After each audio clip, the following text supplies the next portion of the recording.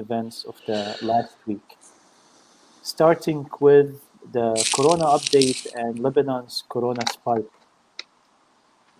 Before getting into that, there was sad news yesterday about the Indonesian jet which crashed into the ocean.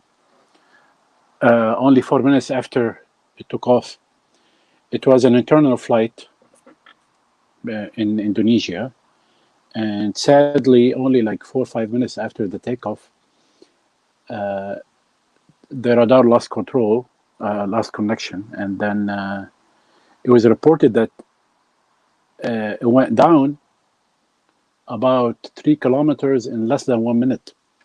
So eventually something happened to the body, not only to the engine.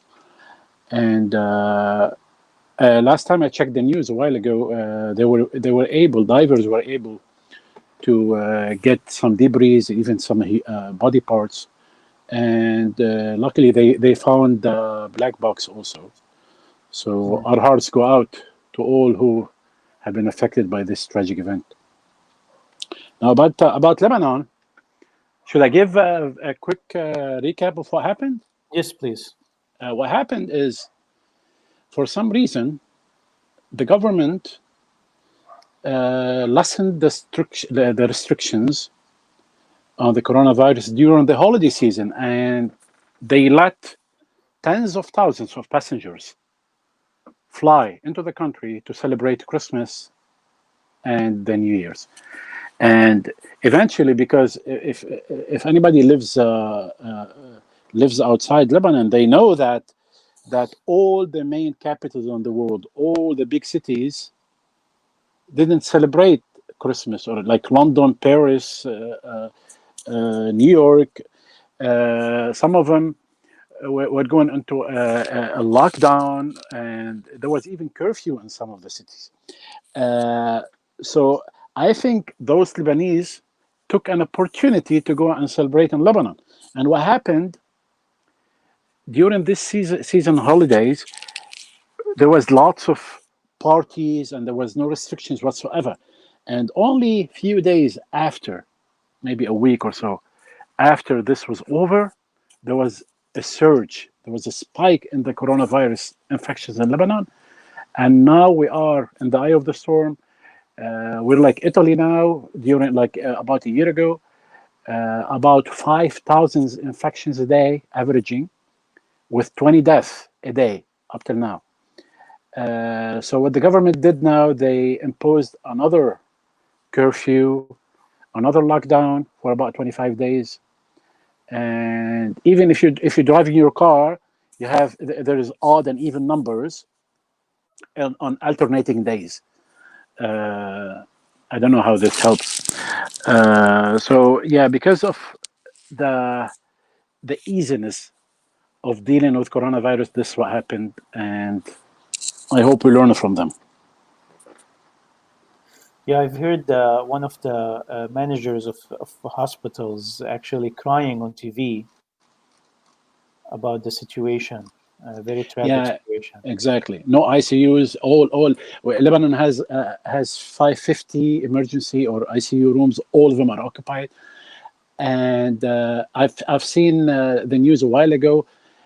New patients are being served respirators and oxygen to their cars. There is no place in the hospitals. So the situation is tragic.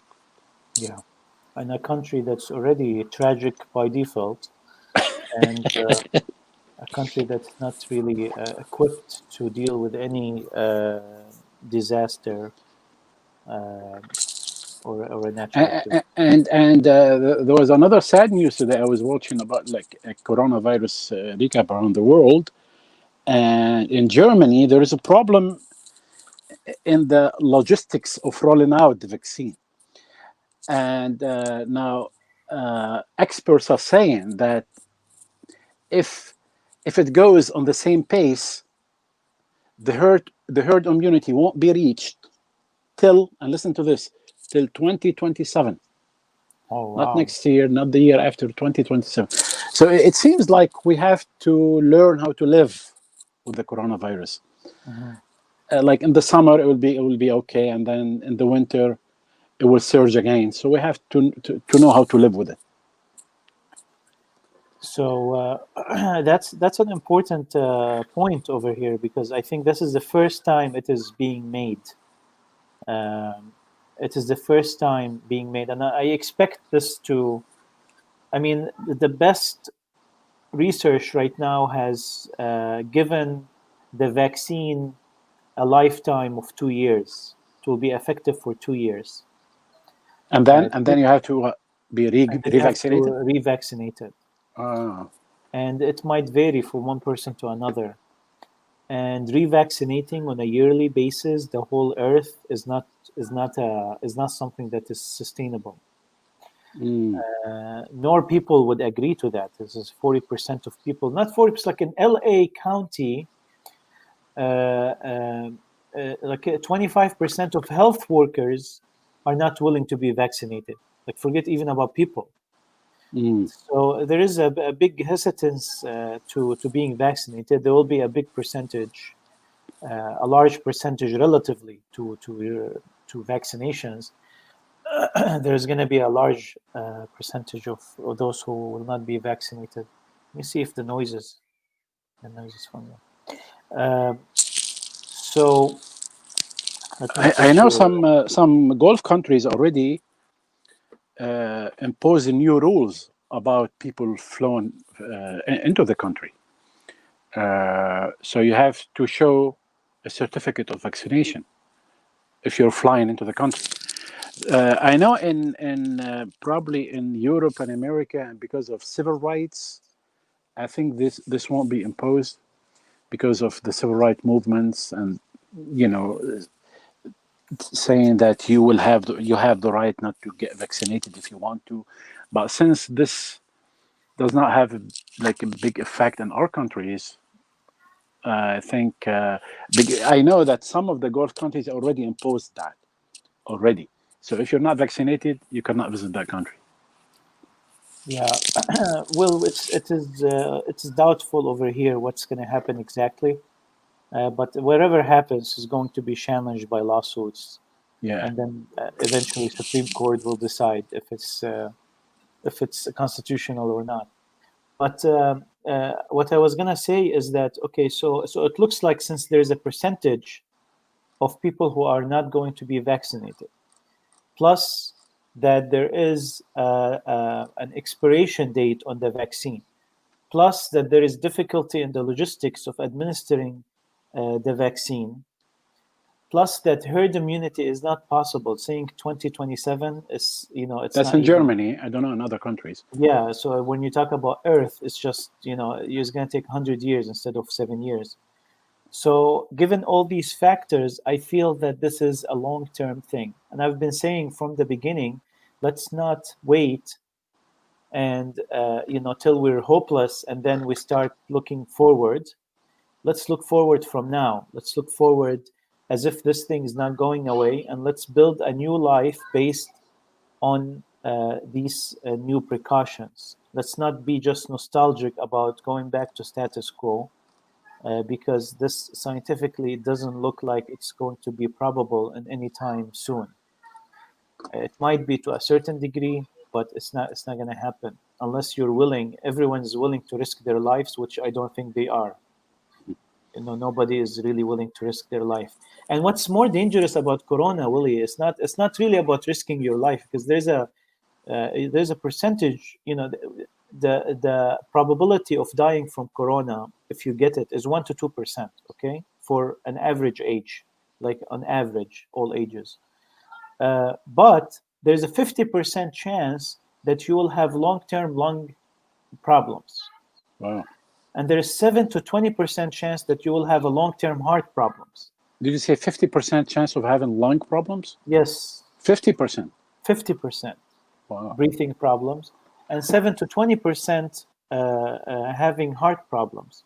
Hmm. And for anyone who wants to have the resource for this, I can provide it in the comments.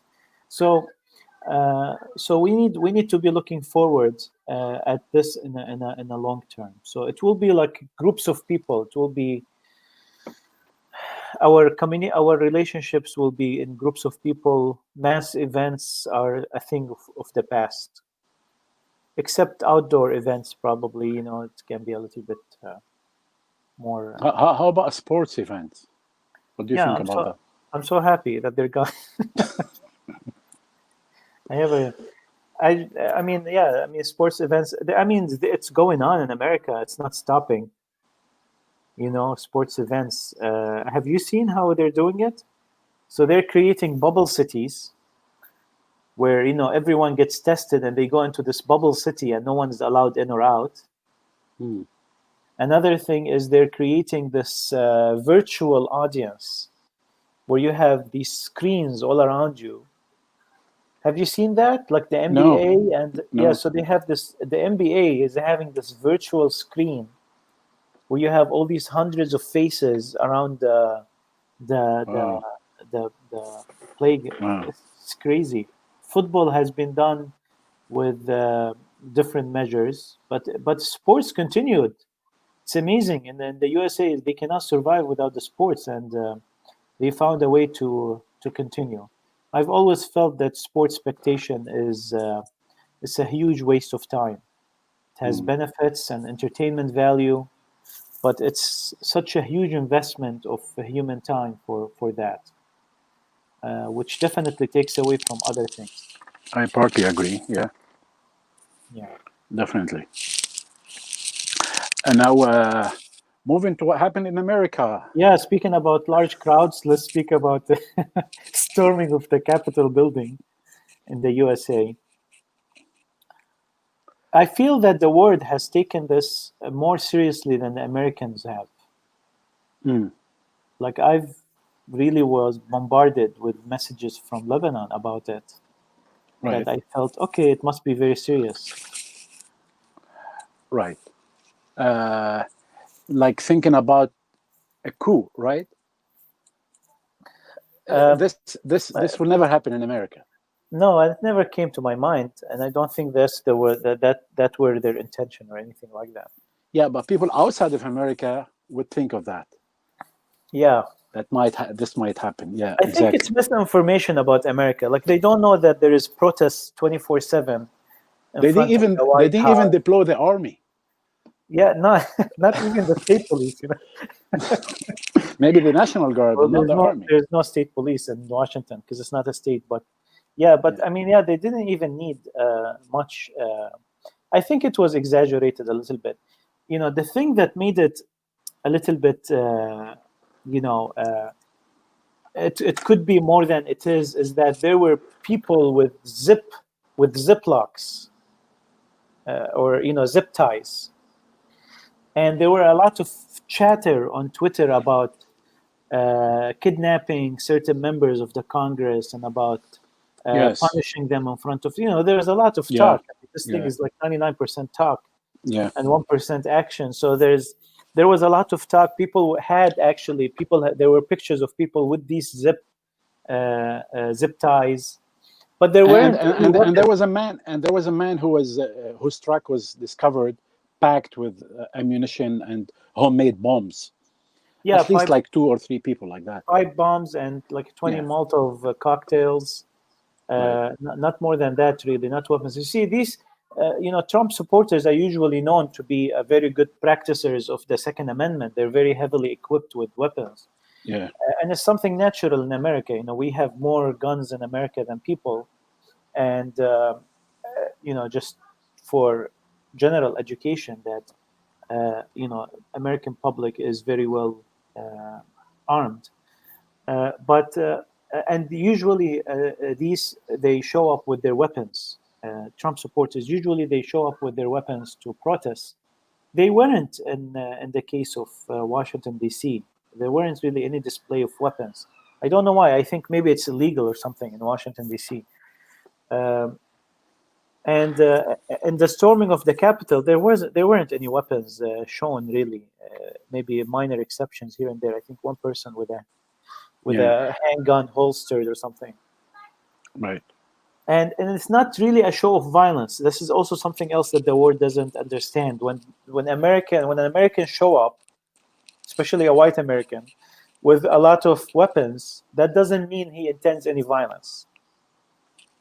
It's just a show of the Second Amendment and their right to hold weapons. There were hundreds and hundreds and hundreds of protests with weapons in America. Guns were almost never deployed. Okay, it was never shot. So yeah, but the storming of the Capitol, it was sort of a protest that went out of hand, and I don't think it is more than that. But people made it sound like more than it is. But That's my opinion. there was 5 deaths. Well, And there were 5 deaths. Four of them are like just medically related. Like 4 of them are medically related. So only one woman was shot. Correct. I think there was one officer who died out of just some injuries because of the protest. I didn't hear about the woman. I don't know.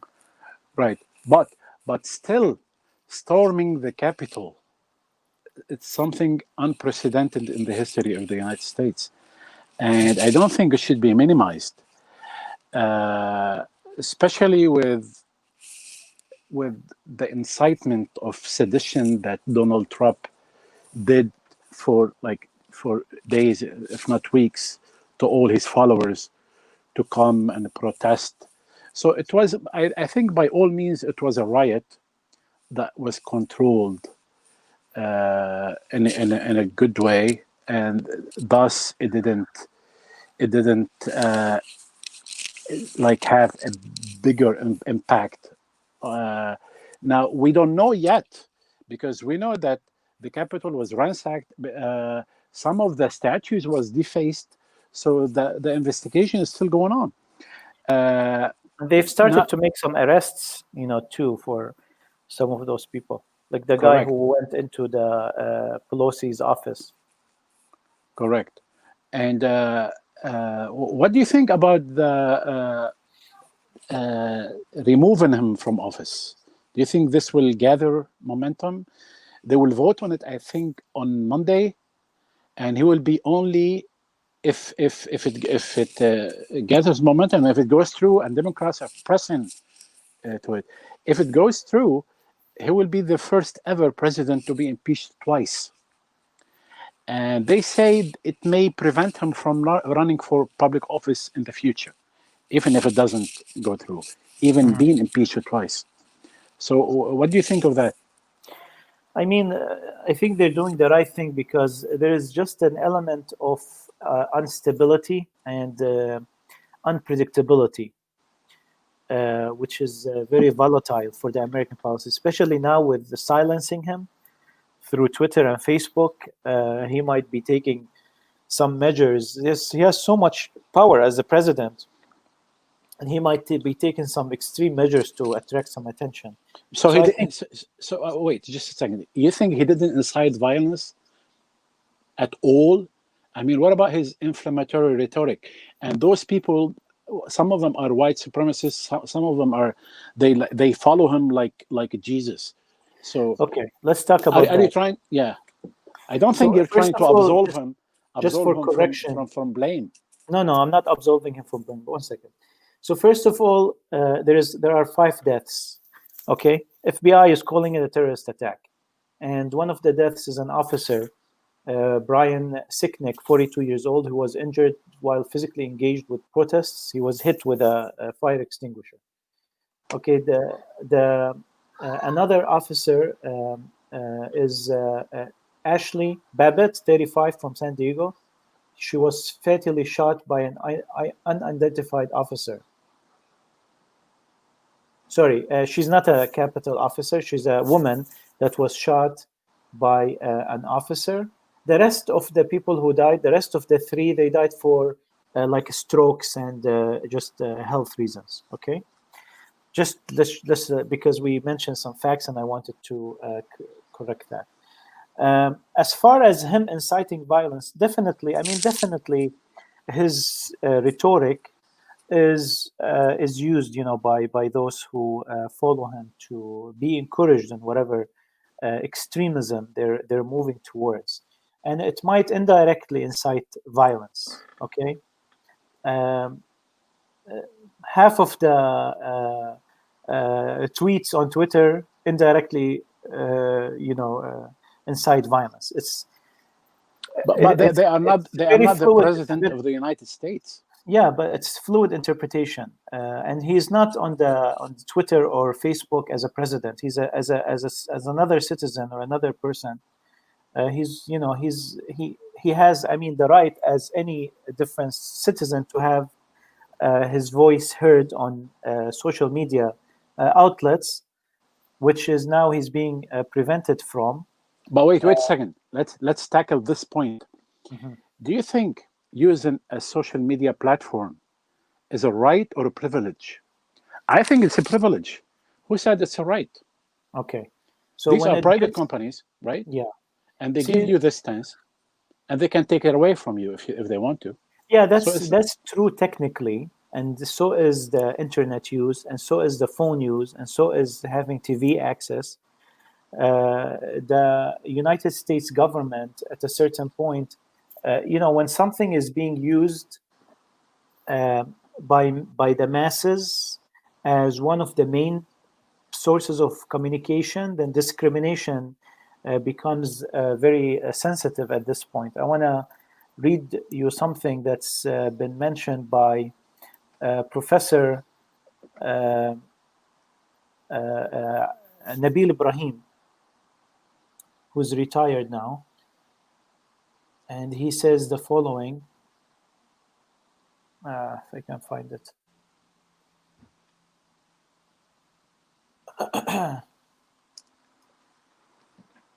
What do you think, Walid, about him being I prevented? think I'm totally against what he did. I think what he did, he incited violence directly. Uh, what we saw on everybody on the and the world was shocked by what some people call it insurrection perpetrated by these dissidents.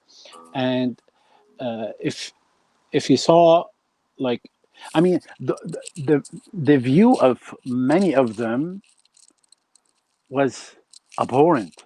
I mean, some of them come in with animal skins, and I don't know if you know about the Canon movement, and a lot of them are members of the Canon movement, and those are people who are highly uh, believers of conspiracy theory, and they believe that the Democrats are all pedophiles and they are involved in child sex trafficking. Yeah, I understand the conspiracy theory And by lots of these them are like people. this. Lots of them like this. So, Right. and they believe, and also they believe in something. They believe in the deep state deep states run by the Democrats, and that Donald Trump is the only savior against these cabal movements and against the deep state. Come on, I mean, Okay, here's what Dr. Nabil Ibrahim said. He said, social media companies are protected from liability for the content they carry under the law, just like the phone company. The latter can't interpret your call and shut down their service to you because they don't like what you are saying. Social media companies have been pressured by governments, including Israel's, liberal media, and liberals to shut down sites and accounts they disapprove of. In fact, Israel has an official arrangement with Facebook to station a representative of the IDF, the Israeli Defense Forces, surveillance unit at FB headquarters. They regularly propose sites to be cancelled, and Facebook usually acts. The US government has been doing the same. In fact, many governments do the same. Witness China, Saudi Arabia, etc. Social media companies should come under the law as public utilities and be governed as such, just like the phone companies. The social media today is like phone companies. Just because I don't like what you say, it doesn't mean I can shut you up.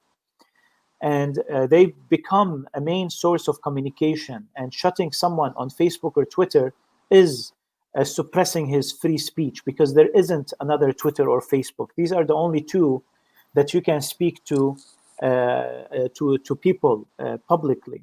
And once you have monopolized communication, you don't have the right to pick and choose who you want to hear and who you don't want to hear. But this is another stance of the cancel culture that is being perpetrated by the extreme left, of shutting down and canceling and hushing every voice that they don't like. And this brings a very dangerous precedent. And although I am against everything that Trump says, I will die defending his right to say it, just like Descartes said, right? How about his lies? Yeah, I mean, Claiming he that has the he right won to the lie. election. This is He direct has lie, right? he has When the he right to claims, lie. Lie is part of freedom of expression. He's not, speaking under oath, and then there is a court that determines if he's committed perjury or not. you think so? Yeah, You really because think so? we can't be the judges. We can't, I can say it is a lie, but I can't shut him up. I can't silence him. We can't, and this is a very dangerous precedence. If they can do it to the president, they can do it to anyone. And we've been suffering. People don't know, but we've been suffering from these policies for Facebook and Twitter, whether it is in the Islamic reform movement, whether it is in the ex-Muslim movement, whether it is in the Islamic movement. Even Islamists and extreme Islamists have the right to voice their opinion. This is just another turn of suppressing of freedom of expression, which is a trend now, and we're heading towards worse and worse of these trends, especially Yeah, with a democratic government. but the thin line is inciting violence. This is the very thin line. Yeah, but that's a fluid interpretation of inciting violence. I don't think Sheikh Omar Abdulrahman was inciting violence. I don't think that the speakers of many parties that are considered terrorists by the government should be shut down because they're inciting violence. This is just another strategy of, see, what's going to happen? You're never going to prevent people from having opinions. What you're doing is first of all, you're radicalizing people. Second of all, you are pushing people towards the underground. So, like Elon Musk yesterday, he invited people to leave WhatsApp and go to Signal because WhatsApp wanted to insist, and they backed up today, by the way. WhatsApp backed up from their decision because of the backlash. And because there was a large number of people who were switching to other services like Signal. Signal is recommended by Elon Musk, by Snowden. It's called the Signal app. It's totally Why did he encourage people to leave WhatsApp and go to another? Because WhatsApp wanted to share all the information with Facebook. WhatsApp is owned by Facebook. Right. And there is a new agreement that started to be deployed by WhatsApp to share a certain number of information with Facebook. So all your friends on WhatsApp, they'll be shared with Facebook, and etc. So it's just another step of reducing your privacy and reducing your basically just privacy. So and a person like Elon Musk, who is now the richest man on earth, when he says when he calls for something, it's a big promotion for it. So there is a danger on freedom of speech that we are living today. Now we are seeing it being practiced on someone who's totally, right and bordering fascism, and we disagree with everything that he says. And I can't wait for the moment that he leaves office. I mean, before Trump was even elected, me and my friend Yusuf Al-Qamusi, we made a song called Genocide about Trump. We are one of the very early opposers for his presidency, and we continue to be. This has nothing to do, freedom of expression has nothing to do with what he says. It is about the right to say it, and I stand with his Look, right. but this president, I mean, look, first, he never admitted that he lost the election. And that was against the mainstream media, against everybody, like only even the Republican Party, even only if like a big, like small faction of the Republican Party supported him on this claim. And second, what he did, he was reluctant. Well, now he is reluctant, but before he wasn't complicit at all in the transition of power, and that never happened in any president before him. Because this will not being complicit with the transition of power will affect the national security status, and everybody know that. And only a few days ago he said, okay, I will leave office. Only a few days ago. You know when? After Nancy Pelosi told him, if you don't, we're going to kick you out by impeachment. That's why he said that. I will leave office. She even called the generals of the army and she said to him, don't let him use the football suitcase, which he can like launch a nuclear attack by using it. So this president is like totally, I think he's nuts. And there is a danger for everybody in the world and in America if he stays in office. And I think this act of impeachment should be backed on Monday and should go through. And I think he should be silenced from any platform. I think his phone should be taken away from him because he's nuts. He's nuts. He's not. Yeah. He, I agree with you that he should be impeached. I agree with you that he should be silenced. I agree with you that they should strip him from his powers of, executive powers. But I don't agree that he should be silenced. His tweets, I challenge you to bring me one tweet that is related to the Capitol Hill that he incites violence in it. he said He something doesn't. He about actually, every time he talks about it, he says peacefully, peacefully, peacefully. no. He You said know, something about going wild. He used the term wild. yeah, but He said, it's still, yeah, it still cannot be related directly to violence. Otherwise, Willie, we are, if you okay, just how use what? that Okay, precedent, but listen, he you're said let's silencing. stop. You're gonna silence a lot of people using that precedence, and that's what's happening. We are living a social media fascism right now. I mean, just me voicing this opinion yesterday on Facebook, I have 126 comments. You know, and and But look, people look, are he attacking tried. people are attacking me personally. Like people, it's crazy. It's there's a cancel culture. You're not allowed to voice your opinion anymore. It's just an opinion. You're not allowed to voice it. Look, but Wesley, you either have to believe in the system or not believe in it, right? Now, you do believe in the system, correct? In the Yes. institutions, in the check and balance. Now, he lost the election. He tried, well, he took it to court and he tried judicial litigations and he lost all of them, all right?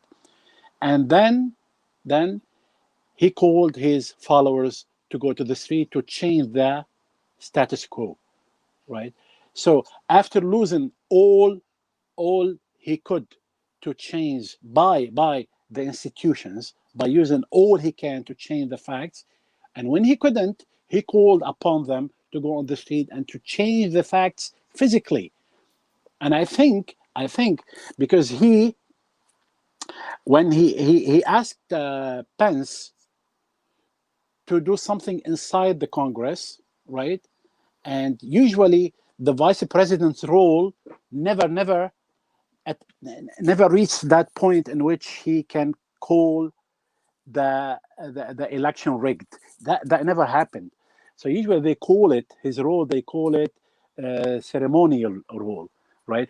And he called upon him to do something else. Now Mike Pence, in my eyes, was man enough to say no to him. I'm not gonna go your way, and I'm not gonna lose because Mike Pence, he has like personally, I love him. I love this man, and I think he has a chance in running in 2024. So why losing all your political future just for him? So Mike Pence stood up for him, and I think what happened when this didn't go through the way he wanted it to, then he asked his mobs to go into the Congress and do what they did. So I think that was planned, was pre-planned, and well, the investigation will show if it was pre-planned or not. But I think it was a pre-planned because if Mike Pence had gone his ways, that wouldn't have happened. It only happened when he didn't. The extreme right, these crazy fanatics that are in love with Donald Trump, these are capable of so much more damage. And I feel that the Donald Trump's rhetoric, which always calls for protest and for voicing your disagreement, but never really calls them for any to break the law or to use violent tactics. Uh, I'm talking recently, like for the Capitol Hill building. I think this might be actually like they can have a worse leader. We can have a worst direction of that right. He's kind of actually giving them a venting venue, and he's actually kind of controlling them from actually going really violent because they're capable. They might be capable of it. So I just don't feel that his tweets or his Facebook posts have been directly inciting violence, and to shut him down, I feel that's not gonna do us any good. First of all, it will set precedent of shutting down people who inciting violence is very fluid. It's a very fluid thing. But I think Wesley, as a You can president, you you should can be. even you can even consider the Quran and the Bible as documents that incite violence, and then Look, also shut them as down. a you cannot, as a president, you should be a role model. You cannot walk the thin line between Yeah, a but right and wrong. it's not Twitter's job to judge the president and to that's not their job. Their job is to follow. They have a policy, and they need to give equal access to Listen, he was people, he was the and first president they don't to ever. discriminate.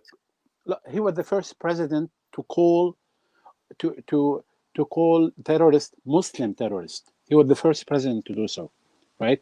He was the first president to have ban on Muslim countries, 7 Muslim countries, and build on a wall on the Mexican border.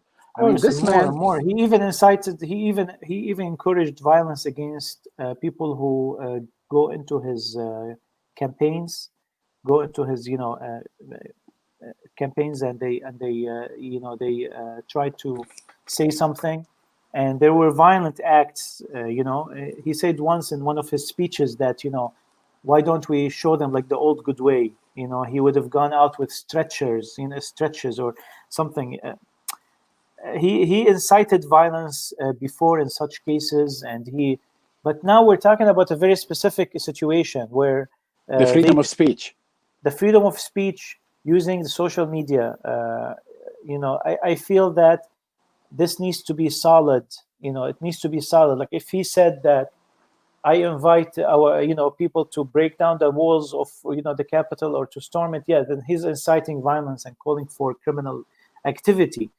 But interpreting his tweets, that's something that is done that Twitter did. It's something that sets precedence, and I'm worried about freedom of expression going forward, because it's not only Donald Trump and far right is going to pay for that. Many other people will pay for that, and we've seen what cancel culture has done in the previous couple years. I think he brought America to a situation where it was never divided that way before. It is highly polarized now.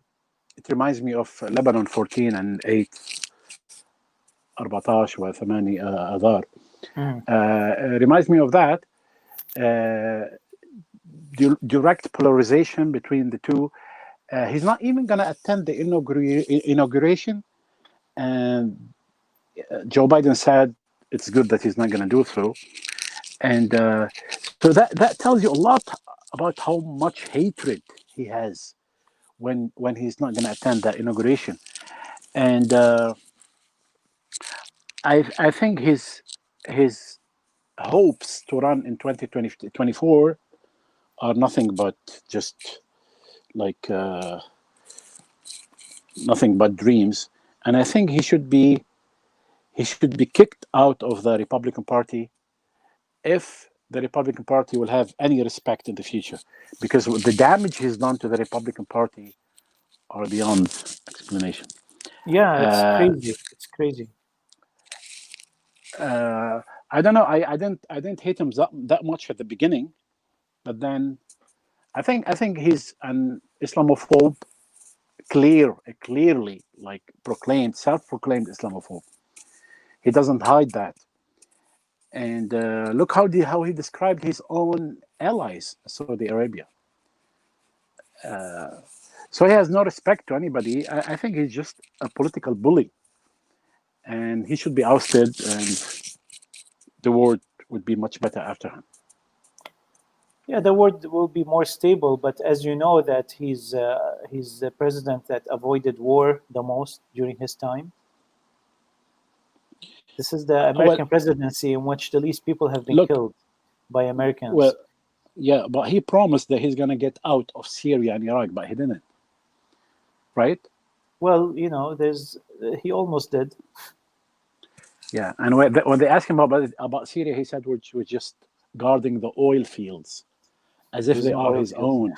Yeah, I mean, there aren't much oil fields in Syria. yeah. Uh, yeah, but I mean, he. I know that he destabilized the region. There are things to be said also, because of the establishment. The establishment is so concretely built, and he shook it. And that shaking of the establishment has its positive credits. And I hope that we don't go back to status quo of American foreign policy. And but definitely, he was a nightmare for America, and we will have a more stable country after him. The unpredictability is very dangerous. Yeah, but do you think any other president would have done what he did by the killing of Soleimani and Al Muhandis? Don't you think it's which is a criminal act by the definition of the United Nations, right? Because you're killing Yeah, somebody out of the court of law, uh, and even the shocking thing is that he could have done it, but not taking credit for it. I mean, and look what happened in Iraq now. All this hatred against the Americans from all the factions, all the political factions, and everybody wants America out. And it is highly because of this act against Al Muhandis and Soleimani, because it happened in the open day against two people.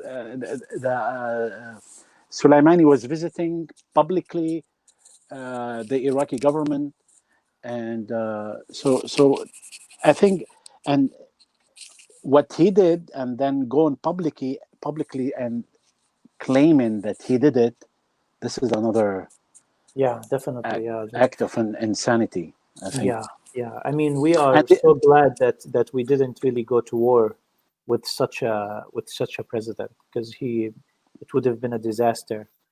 It's a shame that such a person was elected to office, and that such a person still receives tens of millions of supporters, over 75 million supporter on Twitter, and he got a good number of votes in the last election.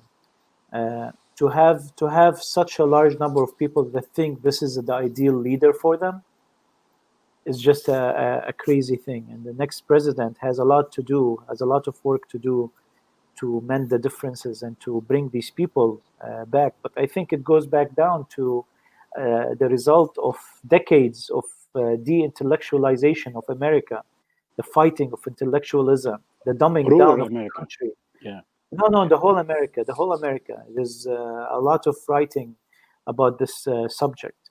It's a country that has been dumbed down, and the education system is poor, and I think it's intentional somehow.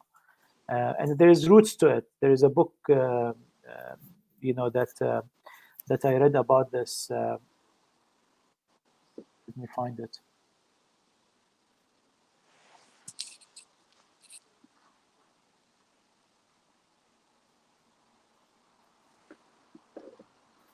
Anyway, so So you think? What do you think of Twitter when they banned him? They said permanently.